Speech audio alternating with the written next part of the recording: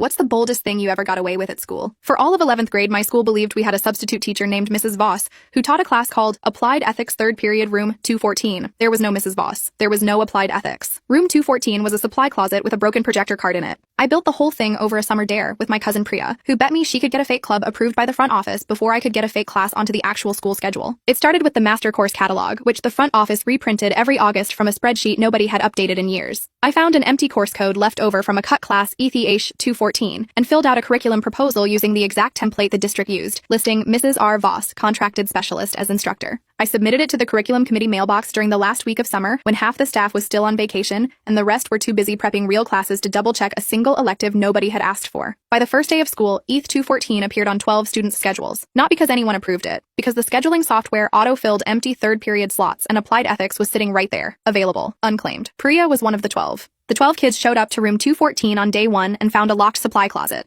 I was ready. I'd left an index card taped to the door, printed in a font matching the office's laminator. Mrs. Voss is finishing certification paperwork. Please report to the library for independent study this week. Kids being kids, 12 teenagers took independent study as a gift and spent the period doing nothing, exactly what they'd have done in a real free period. Nobody complained. A free period never gets reported. The real trick was making Mrs. Voss show up in places I never touched. A front office aide filing attendance sheets noticed the ETH 214 roster, and not wanting to deal with a mystery class marked everyone present automatically each week to keep the numbers clean. The vice principal's assistant doing end-of-quarter paperwork saw Voss R. on a list of contracted staff needing a badge photo, assumed it was a new hire nobody had introduced her to, and quietly ordered a badge. I never picked it up. Somebody in that building has a laminated badge with a name that belongs to no one. By October, other students started asking their counselors if they could switch into Applied Ethics, because word got around it was an easy A with no homework. 3 kids actually tried to transfer in. A counselor, confused, asked me what the class even covered since I was technically on the roster. I told her straight-faced, mostly trolley problems, and she wrote something down and thanked me for clarifying. By January, the 12 of us had an unofficial tradition. We met in the library every third period, did our real homework, and reported to each other if anyone asked questions nobody ever did. The class had become so administratively real that it stopped needing anyone to enforce it.